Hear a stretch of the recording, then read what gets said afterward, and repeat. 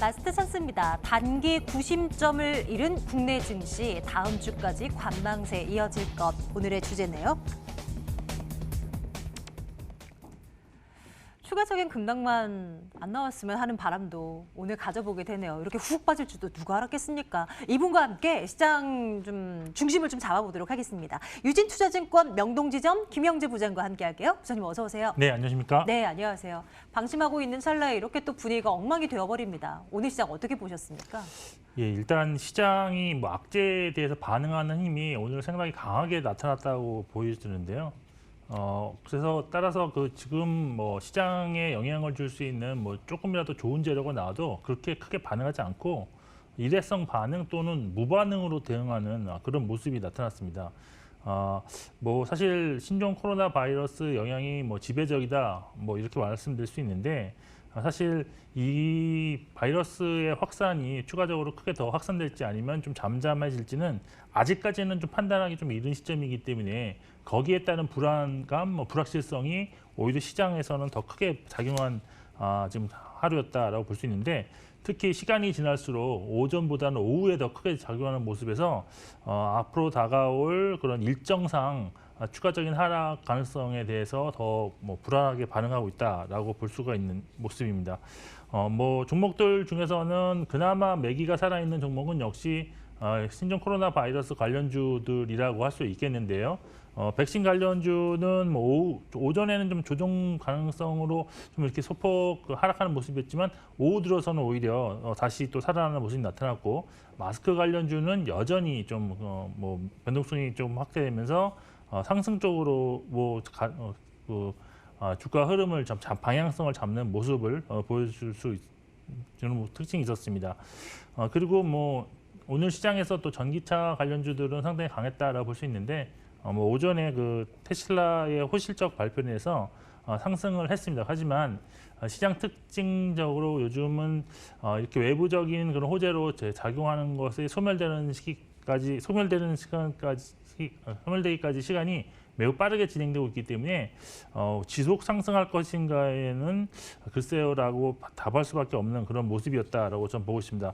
그리고 수급적으로 오늘 뭐 지속적으로 뭐 최근 나타나고 있는 상황이지만 개인만 순매수하는 모습이 뭐 오늘도 지속되고 있는데 사실 이렇게 개인들이 매수하고 있는 이유 중에 하나가 저는 전문가들이 최근 이 증시가 하락하면서 저점 매수의 기회로 삼는 것이 더 바람직하다라는 의견을 많이 피력했기 때문이다라고 보이는데 리포트들 최근 살펴보면 전략 리포트 살펴보면 지금 이번에 나타나고 있는 이 신종 코로나 바이러스와 과거 사스 또는 메르스와의 그런 비교를 통해서 어떤 방향성을 제시를 많이 하고 있는 상황인데요. 일단 전파 속도는 좀 빠르지만 치사율 측면에서 보면은 아직도 메르스나 아니면 뭐 사스 때보다는 훨씬 낮은 뭐 3% 미만의 그런 치사율을 보이고 있다는 점에서 그리고 좀 아직은 조금 낙관적인 전망이 좀 더 우세하다라고 볼 수 있겠고 그리고 당시에 사스 때가 2003년으로 상당히 지금 지수가 거의 채바닥에 있을 때였기 때문에 그 이후 그 사스 사태가 이제 종료된 이후에 지수가 좀 추가적으로 상승했고 경기 성장률도 상당히 회복되는 모습을 보였기 때문에 그런 간접 비교를 통해서 지금 현재 진행되고 있는 이런 바이러스 사태도 결국은 좋게 끝나지 않겠느냐 하는 그런 긍정적인 그런 전망이 주를 이루고 있습니다. 그렇지만 저도 이제 마찬가지로 그런 쪽으로 지금 접근을 하고 있는데 그래도 현재가 좀 초기라는 점은 좀 감안을 하셔야 된다. 이 비교들 자체가 전부 이제 결과론적이고 한 석 달 정도는 지난 이후에 나타난 결과라는 점인데 지금 뭐 신종 코로나 바이러스가 지금 급속도로 확산되는 과정이 지금 글쎄요 한 3-4주 정도 뭐 그 정도밖에 안 됐기 때문에 아직은 그래도 초기 수준이라는 점 그래서 초기 대응하시는 그런 수준으로 현재는 대응이 필요하다라고 좀 보고 있습니다. 그리고 개인 매수가 상당히 지금 크게 지금 진행 중인데 과연 이 자금이 과연 신규로 추가적으로 증시에 유입된 자금이 있는가는 좀 뭐 의문점이 드는데 그 이유는 지금 신용 융자 잔고가 지속적으로 매일 증가하고 있는 그런 상황이기 때문입니다. 어제로 보니까 양시장의 뭐 유통과 자기 융자 합쳐가지고 지금 신용 잔고가 이제 10조 원을 넘어서 10조 800억까지 상승했는데 작년에 그 일본 수출 규제 때와 매우 흡사한 그런 상황이 연출되고 있다라고 저는 보고 있습니다. 그 이유는 뭐냐면 작년에도 지금 지수는 그때 하락을 했습니다. 하락을 좀 지속적으로 하는데도 불구하고 신용잔고는 꾸준히 늘어나는 모습이었는데 지수가 급락을 하자 신용잔고가 10조 원 이상에서 9조 3천억 원까지 한 차례 하락한 이후 지수가 반등을 지속적으로 조금씩 나타났지만 결국 9월 달 가서는 8조 원대까지 하락하는 그런 상황이 발생했습니다. 그러니까 그 결과는 뭐냐면 한 번 반대 매매를 크게 경험한 신용으로 투자하는 그 투자자들이 지수가 조금 반등하자 빨리 그 신용 잔고를 줄이려는 그런 시도가 나타났는데 따라서 이번에도 지금 신규 자금이 아니라 신용을 써서 지금 개인들이 매수를 했다면 조금 문제가 될 가능성이 있다라고 저는 일단 보고 있습니다. 강력한 호재성 이슈도 전무하고 그리고 약간의 뭐 호재성 이슈가 있다고 하더라도 이를 적극적으로 반영하는 시장 분위기가 현재는 아닌 겁니다. 악재에 민감하게 움직일 뿐인데 이런 상황이 반전되려면 일단 주 키워드 코로나 바이러스 이 문제가 좀 완화돼야 되잖아요. 어떤 뉴스를 접했을 때 좀 시장이 턴하겠네를 예상을 할 수가 있을까요? 네, 뭐 사실 턴할 수 있는 호재성 재료는 사실 많이 나올 수 있는데 근데 그 시기적으로는 지금보다는 좀 더 지나서 나올 가능성이 높다라고 보고 있습니다. 일단 뭐 최상의 뭐 시나리오라고 볼 수 있는 것은 백신 개발이 완료되고 보급이 뭐 빠르게 확산되는 뭐 그런 조기 보급이 나왔다는 뭐 그런 소식이 나오면 상당히 그 시장의 반전을 이끌 수 있다라고 보여지고 그리고 국내에서 좀 중요하게 좀 생각하는 것은 지금 내국인도 이제 감염이 된 것은 확실한데 내국인 간의 어떤 접촉에 의해서 감염이 추가적으로 안 나오는 것이 시장에 상당히 도움이 될 것이다. 그리고 네. 만일 그 내국인 간 전염자가 나오더라도 사망자가 나오게 된다면 여기서 시장은 또 한번 충격을 받을 수가 있다. 그리고 반대로 확진자로 판명받으신 그런 환자분들이 조기에 뭐 퇴원을 했다는 뉴스도 나오면 상당히 좋을 것 같은데 그러기에는 아직까지 좀 시간이 좀 필요하지 않겠느냐.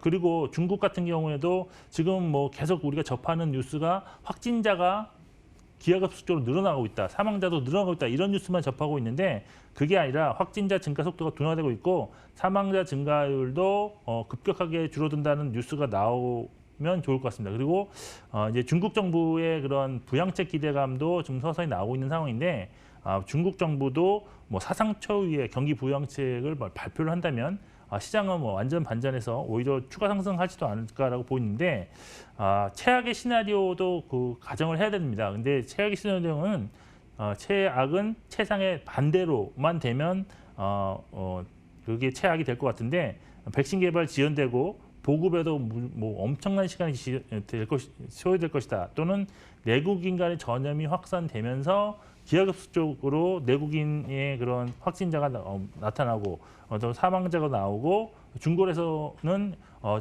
통제 불능의 바이러스 창궐 뭐 이런 모습이 나온다면 상당히 좀 시장은 더 심각해지지 않을까. 뭐 사실 이런 그 내용들은 단기적으로 나올 내용은 아니고 좀 중장기적으로 나올 내용입니다. 그래서 단기적으로만 전망을 해본다면 가장 문제가 되는 것은 다음 주에 월요일 날 개장하는 중국 증시가 되지 않겠느냐라고 보겠습니다. 네. 오늘 뭐 대만 지수도 급락했다는 얘기가 나왔는데 지금 중국이 춘절을 좀 기간을 연장하면서 지금 증시도 좀 개장을 연기한 상황인데요. 만약 월요일 날 중국 증시가 정말 사상 예상을 뛰어넘는 수준으로 급락을 하게 된다면 아마 국내 증시도 급락하는 모습이 동반해서 급락하는 것이 나올 수도 있습니다. 그래서 이런 점을 문제를 지금 문제를 좀 심각하게 여길 수 있는 상황이기 때문에 신용에 대해서는 매수를 좀 자제해야 될 필요가 있는데 특히 이제 그렇게 된 이후에 만일 신용 담보 비율이 하락함으로 인해서 반대 매매를 당하실 수 있고 또 그 매매 회피성 물량이 지속적으로 출현된다면 재료가 나타나지 않음에도 불구하고 매도가 매도를 부르는 악순환이 지난 뭐 7월, 8월에 이어서 또 다시 한번 나올 수가 있기 때문에 상당히 좀 우려스럽다 할 수 있습니다. 하지만 너무 비관적인 필요는 없지만 아직은 뭐 초기이기 때문에 뭐 어떻게 판단을 할 수 있는 상황은 아닌 것 같습니다. 그래서 너무 비관적인 필요는 없는데 그래도 낙관 일변도로 대응하는 것은 좀 자제할 필요가 있다라고 보고 있습니다. 일단 다음 주까지는 이 바이러스가 확산되는 그런 진행 속도라든지 이런 것을 좀 그런 결과를 좀 예의주시할 필요가 있고 그 이후에 전반 큰 전략 수정이 있어야 되는 것인지 아니면 기존 전략을 지속적으로 보유해야 하는 전략으로 가져갈 것인지는 좀 유보하시면서 좀 판단을 하셔야 될 것 같다고 생각하고 있습니다. 오늘 이제 이번 주 해봤자 내일밖에 안 남은 거잖아요. 막 적극적인 매매 굳이 나설 이유는 없을 듯 보입니다. 앞으로의 전략에 대해서도 조금 더 말씀 주세요. 네, 일단 실천 대응 전략으로 제가 한번 요약해봤는데 일단 신용 매수는 자제를 하시는 게 좋을 것 같고요. 그리고 저점 매수를 해야 됩니다. 하지만 저점 매수는 두 가지 키워드가 교집합이 될 때 하시면 좋을 것 같습니다.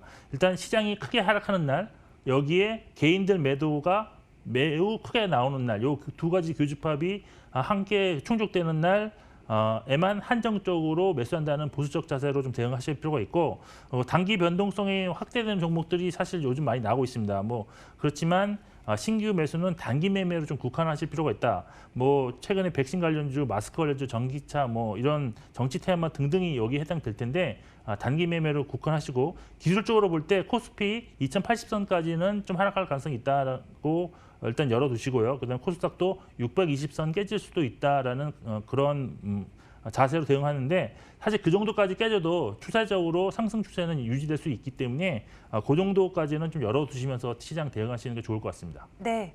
위로든 아래로든 어떤 시나리오가 예상되는지에 대한 부분들을 설명 주셨으니까요. 우리는 상황에 맞게 또 대응을 해나가면 되는 거니까요. 유진투자증권 명동지점 김영재 부장과 오늘 함께했고요. 저희는 내일 같은 시간에 다시 돌아오도록 하겠습니다. 시청해주신 여러분 고맙습니다.